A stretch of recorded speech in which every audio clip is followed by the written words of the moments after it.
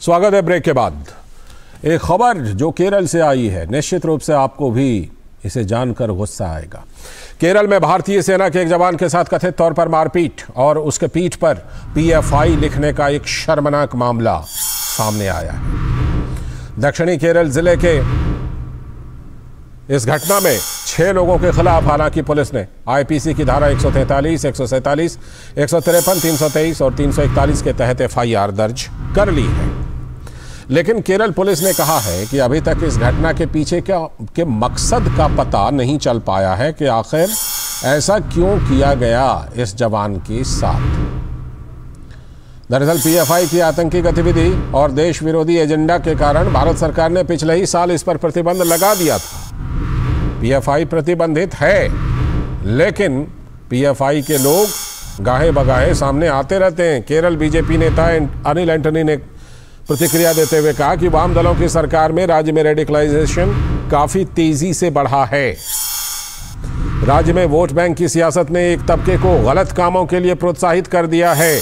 यह अनिल एंटनी का आरोप है। अनिल एंटनी जो है वो एके एंटनी के पुत्र हैं, कांग्रेस नेता एके एंटनी के पुत्र, लेकिन वो अभी बीजेपी नेता हैं। सवाल यह है कि वायनाड से सांसद राहुल गांधी मुस्लिम लीग को सेक्युलर बताते हैं, लेकिन आरएसएस कार्यकर्ताओं पर हमले को लेकर मौन साध लेते हैं, और अब तो जवान पर हमले को लेकर भी मौन है। केरल के सीमावर्ती इलाके से सटे कर्नाटक में कुछ स्कूली बच्चों ने बुर्का पहनने की जिद की और वर्षों पुराने स्कूली ड्रेस को तोड़ने की कोशिश की थी।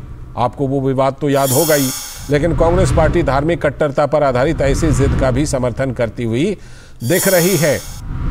तो इससे धार्मिक कट्टरता को बढ़ावा मिलता है। कुछ नेता विक्टिम कार्ड खेलकर गलत काम को प्रश्रय देते हैं, जबकि दूसरे समुदाय पर मजहब की आड़ में हुए हमले पर चुप्पी साध लेते हैं। अब जवान पर जो हमला हुआ है पीएफआई की उस सोच को दर्शाती है जिसके बहकावे में केरल की कई लड़कियों ने आईएस सीरिया को ज्वाइन कर लिया था। आप उसी का ये नमूना मान सकते हैं। तो केरल बीजेपी के नेता अनिल एंटनी ने घटना पर प्रतिक्रिया देते हुए कहा कि वाम दलों की सरकार में राज्य में रेडिकलाइजेशन काफी तेजी से बढ़ा है। आइए सुनते हैं। The state of Kerala under the governance of the Communist Marxist Party has become a serious law and order concern for entire India, where now radical Islamist ideologies, people with radical Islamist ideologies are running amok in the state. For the last few years, in the last 8 years, we had seen several instances where children, women, they are not safe, they are getting attacked by different mobs, different anti-social elements. And yesterday a shocking incident has happened where an army jawan, a serving army jawan, has been attacked by a bunch of mob. His hands were tied and PFI was spray painted in his back. This is the shocking state of affairs in Kerala, and this instances like this are again the reason why the country led by the Bharatiya Janata Party, led by Honorable Prime Minister Narendra Modi ji, should come back to power so that this kind of destructive, divisive, violent communal politics will be kept out of center stage, and instances like what we are seeing in Kerala will not be repeated anywhere in this country.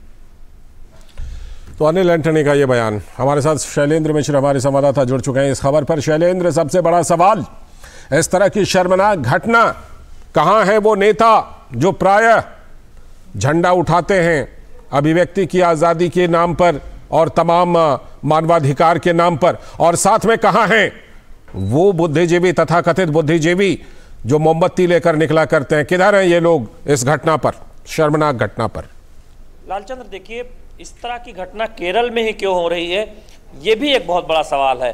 कि जब ये आरोप लगते हैं, BJP लगातार ये आरोप लगाती है कि पीएफआई जैसे संगठन के जो सदस्य रहे हैं उनको लेकर केरल सरकार या केरल पुलिस का क्या रवैया रहता है, और जब इस तरह की कोई घटना होती है तो क्या कार्रवाई होती है, कोई सख्त कदम कितने उठाए जाते हैं, ये बहुत बड़ा सवाल है। क्योंकि जब हम जानते हैं कि वामपंथी दलों का रवैया हो या फिर कांग्रेस पार्टी, केरल के वायनाड से राहुल गांधी सांसद हैं, और राहुल गांधी के आप पिछले 2-3 वर्षों के बयान को देख लें तो कोई भी ऐसा बयान नहीं होगा जिसमें वो एक तरह से सीधे तौर पर भर्त्सना करते नजर आए हों पीएफआई की गतिविधियों का या फिर पीएफआई का। जबकि जब कभी और दूसरे मुद्दों पर धार्मिक कट्टरता की बात आती है तो हम जानते हैं कि कई ऐसे उनके बयान हैं जो ये बताते हैं कि वो दरअसल इस तरह की आलोचना करते रहते हैं। लेकिन जब पीएफआई की बात आती है, जब आप देखें खास एक विशेष वर्ग से जुड़े धार्मिक कट्टरता की बात आती है, या ऐसी गतिविधियों की बात आती है केरल में जहां पर हम देखते हैं कि कई बार एक संघर्ष की स्थिति कुछ दो समुदाय में या दो गुटों में देखने को मिलती है, तब वो चुप्पी साध लेते हैं। आप देखिए इतनी बड़ी घटना हुई, क्या राहुल गांधी की तरफ से कोई बयान आया? कोई बयान क्या जो तमाम बुद्धिजीवी संगठन जो कभी पत्र लिखते हैं किसी मुद्दे पर, या फिर जब कोई नेता, बीजेपी का नेता अगर कोई बयान देता है और उन्हें लगता है कि उन्हें उस पर पत्र लिखना चाहिए, वो पत्र लिखते हैं, तो वो चुप क्यों है? बिल्कुल यही सवाल है जो कि हम पूछ रहे हैं। फिलहाल आपका बहुत बहुत शुक्रिया शैलेंद्र इस खबर पर जुड़ने के लिए। और अब रुख करते हैं पश्चिम बंगाल का।